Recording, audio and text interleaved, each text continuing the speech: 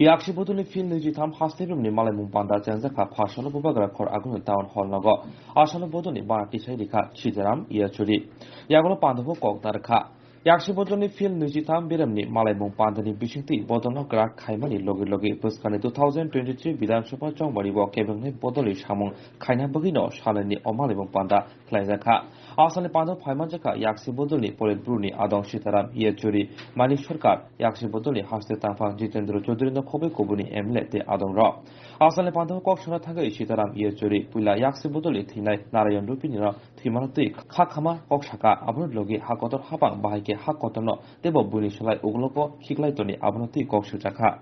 ये बुनियाद डालती है आने वाले दिनों में एक मजदूर किसान की जो एक अलायंस की बात जो वर्कर प्रेजेंट अलायंस कहा जाता है उसकी शुरुआत उसकी बुनियाद जो है आज इस पीरियड में डाली जा रही है। इसको आगे ले जाने की जरूरत है हमें वर्ग संघर्षों को और जन संघर्षों को तेज करने की जरूरत है। तो ये पृष्ठभूमि में इन 4 सालों में एक और बात जो हम देखने को मिला वो ये है कि ये सरकार के चलते हुए आज भारत जो है अमेरिकन साम्राज्यवाद के एक कठपुतली के रूप में यानी एक जूनियर सबऑर्डिनेट एलाई के रूप में उतार दिया गया भारत की जो स्वतंत्र विदेश नीति रही एक पहचान रहा दुनिया में कि हम जो है एक स्वतंत्र तरीके से हम निर्णय लेते हैं विदेश नीतियों के बारे में और खास तौर पर मिलिट्री और हथियारें खरीदने के मामले में और उस तरीके के संबंध में आज जो है अमेरिकन साम्राज्यवाद के साथ एक जूनियर पार्टनर के रूप में एक धुमचल्लू के रूप में भारत को उतार दिया गया। इसका एक बहुत बड़ा परिणाम है यानी मिलिट्री और स्ट्रैटेजिक दोनों स्तरों पर आज जो है भारत को दुनिया देख रही है कि अमेरिका के कठपुतली है। इसका असर हमारे सब नेबरिंग देशों के साथ हमारे संबंधों के ऊपर पड़ रहा है। हमारे सब पड़ोसी उनके साथ भारत के जो भी रिलेशंस रहे हैं संबंध रहे हैं उसके अंदर गिरावट हमें आज नजर आ रही है सभी के अंदर। तो ये अपने देश के हित में नहीं है लेकिन ये दुनिया के अंदर अमेरिकन साम्राज्यवाद के धुमचल्लू के रूप में या कठपुतली के रूप में भारत को जो आज उतारा गया इन 4 सालों में जो इस सरकार ने ये हो रहा है दुनिया के अंदर जितने बहुत अहम परिवर्तन हो रहे हैं आपके दुनिया के स्तर पर क्योंकि पार्लियामेंट को ही चलने नहीं दे रहे जिस तरीके से डिस्टॉर्ट कर दिया। तो ये सब जो हो रहा है आज वही फौजी आरएसएस के जो हिंदुत्व राष्ट्र के रुझान को आगे ले जाने के लिए ये सब चल रहा है लेकिन इसके खिलाफ विरोध भी और विरोध के अंदर बड़े आंदोलनों के साथ जन संघर्षों के साथ ये विरोध भी बढ़ता रहा इन 4 सालों में।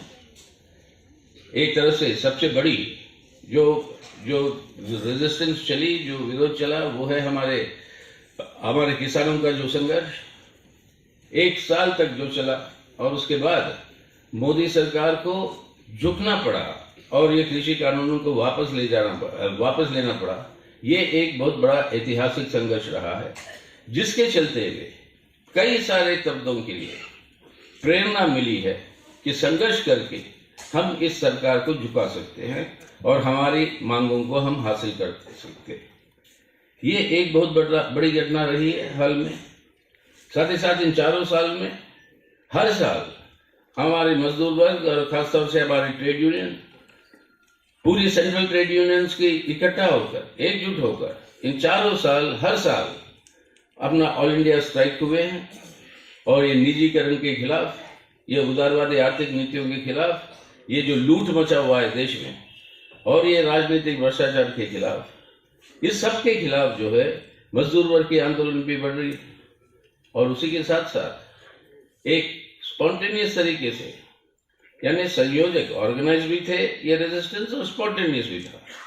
और स्पॉन्टेनियस तरीके से उभर कर आया आपके CAA NRC NPR के खिलाफ एक बहुत बड़ा जन आंदोलन। हमारे देश के नौजवान जो पैदा हुए 2000 के साल के बाद एक हाथ में जो है झंडा लेके तिरंगा दूसरे हाथ में संविधान का प्रियम्बल लेके ये जो है इस सीएए का विरोध किए है पूरे देश भर में बड़े व्यापक तरीके से, और ये विरोध और चलता अगर ये कोरोना और ये महामारी ना आती, और ये इस विरोध के चलते हुए यानी, और इसके अंदर सबसे बड़ी इम्पोर्टेंट बात जो आने वाले दिनों में जिसका असर पड़ेगा इन जन संघर्षों को और वर्ग संघर्षों को और मजबूत करने के लिए, वो है कि इन 4 सालों में आपके ट्रेड यूनियन मूवमेंट, आपका किसान आंदोलन और खेत मजदूर आंदोलन, इन तीनों के बीच में संघर्ष में एकता जो बनी, यानी ये राजनीतिक या দিয়েছেন এর বিরুদ্ধে আমাদের লড়াই চলছে এবং কিছুক্ষণ আগে আপনারা দেখছিলেন যে আমরা বেশ কিছু কমরেডকে হারিয়েছি এবং এই পরিস্থিতির মধ্যে দাঁড়িয়ে আক্রান্ত হচ্ছেন, রক্তাক্ত হচ্ছেন, বাড়িঘর ছাড়া হচ্ছেন, ভিটেমাটি ছাড়া হচ্ছেন, কাজ হারাচ্ছেন। মানুষের যখন সহ্যের সীমার বাইরে যায় আর আক্রমণকারী সংখ্যা সীমাবদ্ধ, যারা আক্রান্ত মানুষ তাদের সংখ্যা অনেক বেশি, স্বাভাবিক কারণেই আক্রমণকারীদের আক্রমণ ততক্ষণ পর্যন্ত চালিয়ে যেতে পারেন যতক্ষণ পর্যন্ত আক্রান্ত মানুষ এটার কাছে চুপ করে থাকেন বা কোনো প্রতিবাদ করেন না। যদি আক্রান্ত মানুষগুলোর কাছে আমরা পৌঁছতে পারি, তাদেরকে সংগঠিত করতে পারি, তাদেরকে ঐক্যবদ্ধ করতে পারি, যে কোনো অবস্থাকে মোকাবেলা করা সক্ষম। আমরা অতীতেও এই জাতীয় পরিস্থিতি মোকাবেলা করে, এই শত্রু মোকাবেলা করে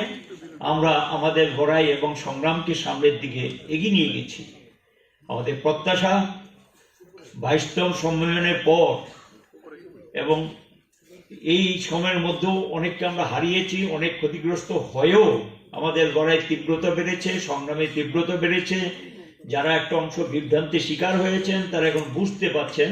যে কোথাও একটা ভুল হয়ে গেছে, এবং এই রাজ্য আপনারা লক্ষ্য করেছেন এই আক্রমণের মুখে দাঁড়িয়েও মানুষ রাস্তায় নামছেন, আক্রান্ত হচ্ছেন, কিন্তু লড়াই চালিয়ে যাচ্ছেন, আত্মসমর্পণ করছেন না। আমরা আমাদের এই সম্মেলন থেকে এই প্রত্যাশা নিয়ে যাব, আমরা আগামী দিন আমাদের লড়াইকে আরো বেশি শক্তিশালী করব, আমরা আমাদের সংগ্রামকে আরো বেশি শক্তিশালী করব, কারণ একমাত্র মানুষকে সঠিক যে অবস্থা চলছে এই অবস্থা থেকে বের করে নিয়ে আসতে পারেন কমিউনিস্টরা। তারাই বিকল্প, তারাই ভবিষ্যৎ, এবং এখানে দেখবেন এই যে আছে সমাজতন্ত্রই শেষ কথা, এর কোনো বিকল্প বের হয়নি। স্বাভাবিক কারণে যে লক্ষ্য এবং উদ্দেশ্য রেখে সামনে রেখে আমরা কমিউনিস্ট পার্টি করছি, আমরা জানি শেষ কথা বললে এবং একমাত্র মানুষকে মুক্তির পথ দেখাতে পারে, মুক্তি দিতে পারে, এই শোষণ, বঞ্চনা, লাঞ্ছনার অবসান করতে পারে কমিউনিস্টরা। এবং এই আদর্শটাকে সামনে রেখে, এই কর্মসূচিটাকে সামনে রেখে আমরা এগিয়ে যাচ্ছি। এই সম্মেলনকে উপলক্ষ করে যারা এই অবস্থার মধ্যে আমাদেরকে সাহায্যের হাত বাড়িয়ে দিয়েছেন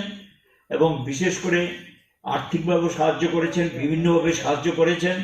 সম্মেলন করার জন্য, কারণ এখানে যে সরকারটা আছে